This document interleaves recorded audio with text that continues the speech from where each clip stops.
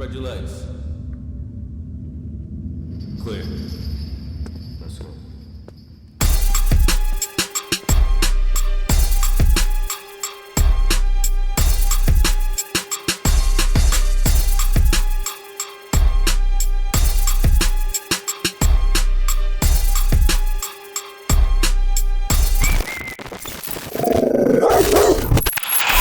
What's up, peoples?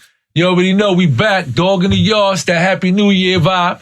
And today we represent for the ladies. We got Sue in the building. Sue is from the West Coast. She represent that West Coast. She been in, selling drugs since the age of 16, going to jail. We did a 4-year bid, and she's here to break it down with us. And with that, let's get right to it, man. Yo, Sue, you already know, man. Dog in the yard, it's that yard talk. Your boy Pistol. But let's not forget that merch. Let's get that merch. You know what I'm saying? Summertime is coming. I want to see my peoples out there with them hoodies and all that. You know what I'm saying? So let's get focused, man. Your boy Pistol. Dog in the yard. Yard talk.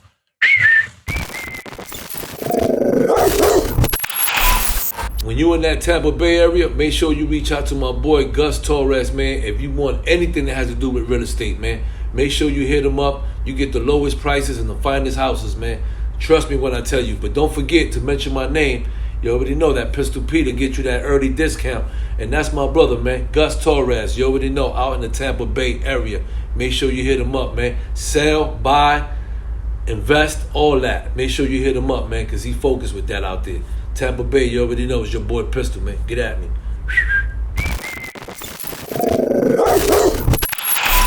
You already know what it is. Your boy Pistol Pete. Welcome to Dog in the Yard. It's that yard talk. And today we got Susie from the West Coast, West Coast in the building. So it's a pleasure to have you, Susie. Nice to be here. How you been? I've been pretty good. How about yourself? Good, man. Well, just tell me a little bit about yourself. Where you originally from? I originate from Texas, El Paso, Texas. We moved to Long Beach, California in 1979. So I pretty much grew up in Long Beach. In Long Beach. Mm-hmm. And how was it being raised in Long Beach? Well, it was a culture shock when we moved out here. We're a Mexican family moving into a Black community. And we were one of 5 Mexican families in Long Beach in 1979, in the neighborhood where I grew up in. And how was that? It was amazing. It was amazing. Okay. Were you treated good? Was it okay? No, we were treated very well with respect, Okay. It come, different environments, but the people in Long Beach were amazing. Real people, good people. Good people. That's good what's up. Southern people. Okay, so were you brought here with your mom, your dad? It was my mom, her first husband, and 2 sisters. They were little. I was 9. So you're the oldest out of 3? I'm the oldest out of 4. Okay. Yeah, so I'm 50, unfortunately. Okay. That's good. You're young. Always. And so at what age you went to that you moved into California? I was 9 when we moved to Long Beach. And so you went to school and everything, obviously. I went to school in Long Beach. I went, elementary. I went to Whittier. Then I went to Poly. I was one of the Poly students. Okay.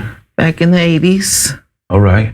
And what age you got yourself in, and start getting yourself in trouble? I started getting myself in trouble at 16. I got pregnant at 16. And I couldn't stay at home. So I started hustling. What you mean you couldn't stay at home? Well, Mexican parents, if you're pregnant, can't be in my house. So you had to move out. I moved out. Okay. And started, hustling. The crack game was coming. It was getting real big in Long Beach. Okay. And I saw people were making money, my little school friends. Right. So what better way to support yourself than to get into the hustle game? So you got into the game as well. Mm-hmm. At 16 years old? 16. And you was pregnant? Pregnant. That must have been tough. Living with a friend. Mm-hmm. So after that experience of you having your firstborn, what happened? Got firstborn. She arrived. Then I went home for 30 days. My mom let me come home. And then I got my own apartment. My mom helped me get my own apartment. And from there on, I had her, 2 years later, had another daughter. Okay. A year after that, a son. Okay. And I hustled through I've hustled all my life. So you street hustle. Street hustled from home, hustle, raise kids and hustle. I've been doing that since I was 16. Damn, Susie, you're a hustler. Just hustle. Okay. I mean, that's how you were surviving, and you took care of your kids and stuff like that. It was, yeah.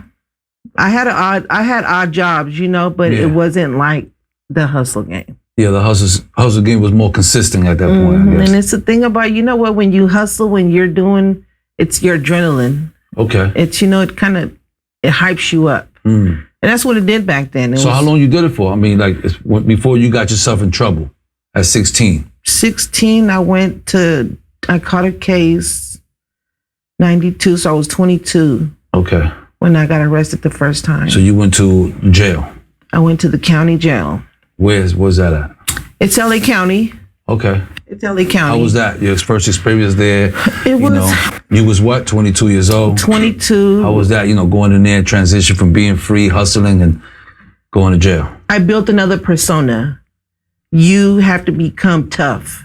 What the street doesn't teach you, jail brings a different person out of you. It makes you stronger. It makes you become tough. You have two options. Either you're going to be the weak link, or you're going to pump your chest out and do what you have to do. So you had to get on your grown shit real quick and say, okay, I got to handle this. And you put a persona. How that worked out for you? I mean, it worked. I made it work. That was only a few months though. Okay, so you was in that jail for how long? I did 3 months. 3 months. And then you came home. I came home. And then how long did you ever went back to jail? I went back. No. I stayed home for about 3 years. Okay. And then in 1995, I was hustling guns and crack.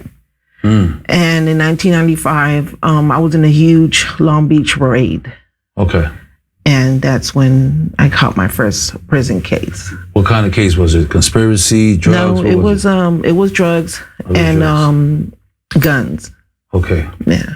So, what year was that? 1995. Oh, okay. And so you went back to jail then? I went to prison. Okay. How was that? But you went to jail first before you went to prison? I went to jail for overnight. I bailed myself out. Okay. And I fought that case. Okay. We fought that case from 16 years down to 4. Okay, to 4 years. Mm-hmm. And then you took the time and went to prison. I took the time and went to prison. So you took 4 years and went to prison for drugs and guns. Mm-hmm. Okay, and how was that? From the difference between the jail and the prison now? That was a big... You have to become another person. County jail has nothing compared to when you hit prison, because now reality kicks in. You're in there with people who are child molesters, who are murderers. Here you are, a dope dealer, and you're being housed with these people. How you dealt with that? I had to put on big panties on. I had to become Big Sue. That's where Big Sue comes from. Okay. I had to become tougher. I had to show no fear. Did you ever have any encounters while you was in prison? Yeah. Got yourself into trouble, went to the box? No, never went to the box. Okay. What was holding razor blades on the yard? Yeah. So you got caught with a razor? Could you break it down a little bit? What they do is women's prisons are very different from men's penitentiaries. Men's penitentiaries play a political game. Women don't play political games. Women's yards are it's a mixture. Women fight over women and drugs. That's what women fight over. Okay. Men fight over race and power. We're not like that. Okay. If you are gay, lesbian, or go in there and find you a woman, that's what you're going to fight over, her. Or if you're a dope fiend, then you're going to fight over drugs. Okay. Simple as that. So what you got yourself in problems for while you was in there? Behind a woman. Thinking I wanted her woman. Really? Well, you know what? When you're in a woman's prison, I already look like I'm gay because I'm so aggressive. Okay. And in prison, they thought that I was finding, women. You was bi or something. Correct. Right. And the stud, she thought I wanted her girlfriend. And you got into a fight. We went to the yard and And you had to get into a fight and all that because of that? Yeah. And I couldn't back down. Did you go to the box for that? No, she did, not me. She went to the box. Mm-hmm. And I just got a 115 for the blade. Oh, for the blade. Mm-hmm. And what was the repercussions for that? Like the punishment? You just get 30 extra days. In prison or like good time? No, you get 30 days added on to your time. Correct. Shit. Mm-hmm. Damn. It's nothing like a men's penitentiary. I would have rather be in a box and come out the box and not have 30 more days in prison. No. Because you can work that time off. You can work that. Oh, okay. Yeah. Oh, you can? Oh, okay. So you served, you got punished, you got 30 more days. And then what happened? How would you spend your time there, your 4 years? What you did while you was in there? Well, unfortunately, I found a new hustle in prison. Something that I've never ever seen in life, but I got hit to the heroin game. I learned how to deal heroin. So that's what kept me busy, still hustling in prison, ripping and running, doing deliveries. But how you managed to do that and regulate? I mean, did nobody pick on you? Nobody try to take the drugs from you? No, I was one tough cookie. So you were just getting them in? My roommate, the one that put me up on game, she. Okay. Oh, so she was regulating. She's the one that showed me everything. Showed you the ropes. I was under her. And then you started making your own moves. And you started doing well. Started doing it pretty good. And no trouble. Nobody ever tried you. None of that. And how much was the bags or the dope was sold for in prison? Well, there's no bags. There's specs. You get like a match head for like $50. 2 match heads for $100. 2 match heads. What that means? Like what? Like a little drop or something? Yeah, a match. Yeah. You know the red part. That's how big a drop is. And that's how much? $50. Damn. That's cake. That little drop like that. Yeah. So you did well. So you never got in trouble for that. Nope. And you did your 4 years. Did my time smoothly. And came home. What year? Came home in 1998. 98. Because in California you do half time. Okay. Yeah. All right. So you did half of the time. And you came home 98. 98. Been home since? No. Okay. So what happened since 98? I came home and hustled again. Came home, got my kids, and moved and started hustling again. While you was in prison, you did the 4 years. Who stood with your kids and how that all worked out? That worked out. Now, mind you, by the time I went to prison, the first time I had 4 kids. It was tough. It was tough because I've always been at home mom with still hustling, but always at home with the kids. Right. I had my mom kept 3 and my youngest ex-husband took the youngest. Okay. And that was the first trip. Okay. I stayed out exactly on the day I got off of parole. I always seemed to go back. So the day you got off parole, you went back to jail? Correct. How long was that before? I caught that case. Like say you came home for doing 4 years. How long you was out before you caught the next case? A year. Our parole in California is only 13 months. What do you mean? Yeah. So that's all they give you, 13 months before? That's it, and you're off parole. Oh, that's the law. It depends on the cases, but the majority of the cases, after your 13-month, you're off parole. You're off parole. Correct. So then you got off parole. And hustling again. And then you went to jail. How long before that? And I was street hustling this time. No, I stayed out a year and a half. I mean, my 13 months, and I went back. I had a daughter. I had Maya. Yeah, I had my youngest daughter. And I got raided again. And they found another gun and more dope. And I got 3 years. I fought that case and got 3 years. So you fought the case and got what? 3 more years in prison? Yeah. So you went back to jail. I went back to prison. This is not Damn, it. Susie. No, what the hold on. heck? There's another good one too. All right, so then you went back to jail 3 more years after the 4 years. Mm-hmm. This time, what they do, and this is where they try to rehabilitate you. Mm-hmm. This time, if you have any drug possession cases or if you've been going to prison back to back, they put you in a program. Drug program. I qualified under that. Okay. So that's what I did for that year and a half. Okay. I came home thinking, okay, I'm going to put all my tools together and try to make it work. Now I started hustling again. Mm-hmm. So started selling drugs again. I got back with my daughter's son. Actually, that's where he comes in at. I started trying to work. Took a construction class. Trying to work. But then, me and my daughter's father he's a 5150 certified.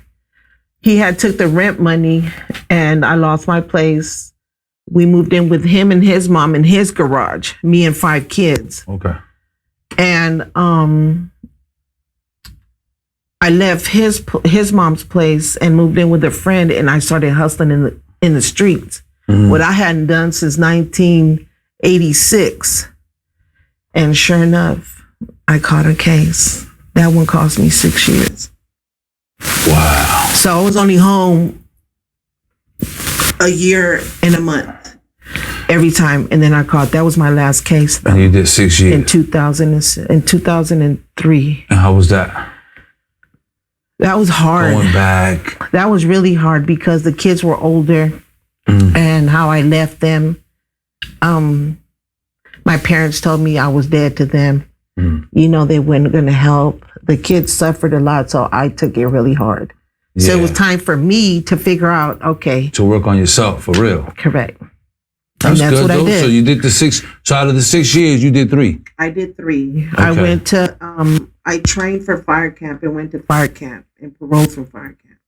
What's that? Fire camp is a program they have out here where they train you to do wildland firefighting. So these big fires that you guys see around, and if you guys see anyone with an orange suit, those are all inmates. Okay. We have a lot of programs, men and women. Women only have 3, but the men have a lot of firehouses, and we fight those fires along with the forest. Yes. Oh, that's pretty cool, though. I mean, the experience is. The experience is amazing. Yeah, that's what I'm saying. And you do make good money when no one's taking care of you. Okay. So you got into that. I got into that. And you did your 3 years. You came home. Your kids were super grown. Came home to a 19-year-old daughter pregnant. How was that? That was shocking because, you leave them young and then all of a sudden she come home, she's not only grown, but she's pregnant, right? How was that? You was like, holy crap. I got to get it together. So they motivate you even more to get it together. That put me, when I found out she was pregnant, it put me in a place where I needed to stop. I needed to stop being so selfish and not just think about me. But now I have someone else coming into our lives that I need to be different for them. Right. And that's where I started doing all the changes. Okay. So like what? Stop selling drugs? Stop selling drugs. Okay. I had to pretty much rehabilitate myself. I've been working since I paroled. I've been home 15. In January, it'll be 15 years. Without being in trouble, not going back. Let's give it up to Susie. That's what's up. That's what we want to hear, Susie. 15 years. That's a great thing. That's good. I'm happy that you've been home. And your grandkid, what she had? She had a little boy. Okay. But now I have 7 of them. What? Oh, that's a blessing. It's a beautiful blessing. That's great, man. But they're the ones that keep me from motivated, keep you going. Change, Absolutely. That's good. I'm still not perfect. Of course, none of us are. I still have my flaws. Listen, none of us is perfect. We're not here to judge nobody. I do want people to know that prison doesn't rehabilitate you. They don't have enough programs. Right. Like, my question to you, my biggest question, besides the last one I'm gonna ask you, is what would you tell the young girls out there now, like a Susie back in the days that just want to hustle and be selfish and just keep going and going? What you would tell them? What would you have to say to those out there that you're smoking weed? Mom, I'll be back. Relax. I got this. Easy, Mom. I'm gonna be honest with you. Yeah, that's what we want you to be. Some of them just need to go through it. That's what I'm telling you. Yeah. I had 4 beautiful daughters. I have 3 left. I have a beautiful son. I can tell them everything what not to do, but it's not up to me. I was told, do this, do this, do that. I did what I wanted to do. You learned on your own. I had to. And the same thing I tell the kids. I just turned hustling into real work. You know, instead of street work, I hustle at work. You converted this shit to work, yeah. Correct. Absolutely. But no matter what we say or when we show them, it won't. It's a mindset. It's all a mindset. Each individual's mindset. Facts. So as you been home this whole time and you still working? I'm working and I hustle on the side. Okay, we're not gonna put that one in. But you working? I work, but I mean hustle. You know, I do other jobs. I do construction. Oh, you do construction? I work for 190 condominiums, and I do drywall and all that. And on the side, I do, you know, my side job, my hustle is like pretty much half remodeling their places. Okay, cool. So, yeah. So you turned the hustle into that kind of hustle. Correct. That's good. I'm happy for you. Yeah. What you think about jail reform? Do you think it's necessary to be needed? It's needed. My husband is doing 35 to life. He's been gone 25 years. So that's tough. You want to talk about jail reform? It's needed. They need to change the whole system. That system is broken. It's been broken for men and women. They need to do something about the correctional officers. They need to, it all needs to change. Yeah, because it's not working. Because the system in California is not working, huh? It's not working. Actually, it's not working nowhere. No. No matter where you at. Where you at, not just in California, this is nationwide. Absolutely. Okay. And it needs to be put out there, and something needs to be done. Something really needs to be done about it. Okay. Well, Susie, man, it was a pleasure having you. It was a pleasure being here. And it was sweet. Appreciate having you. You know, your information was good, and I'm happy that you took the time to come out here, because we need the knowledge. We need the people to see, you know, the youth to see that you could change, you could put an effort. You know, and it's not like you shut down and it's no hope. It is hope. There's hope, but it's a mindset. You have to change that. Okay. It must be. You must change it, or you're going to be stagnated and stuck, and you don't want to be that. Okay, that's what it is. Thank you, Susie. I appreciate it. You already know it's your boy Pistol, that dog in the yard, that yard talk, and you already know we have Susie on deck, West Coast. Let's get it. Thank you, Susie. So much. I appreciate it. Thank you. Thank you so much, man.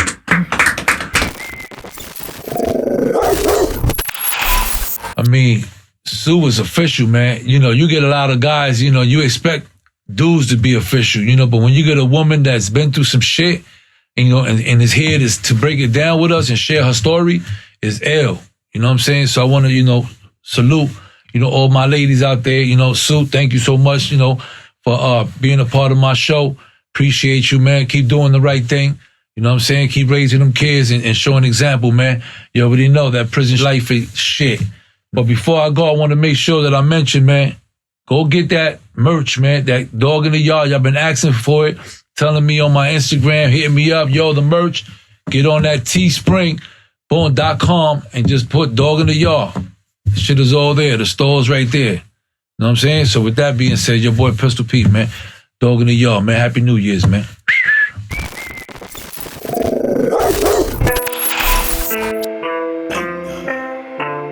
Splash. 1, 2. This is a step. This is how gangsters do it. Splash. Step. 1, 2. I'm in a whole lot of songs, they look like kaleidoscopes. I got the white for the white boy that's sniffing the shit, then he ski down the slopes. I got the can for that lady that thinks she could take it, but know that she can't. I got that work for that work that's gonna work right after it works. Look, I put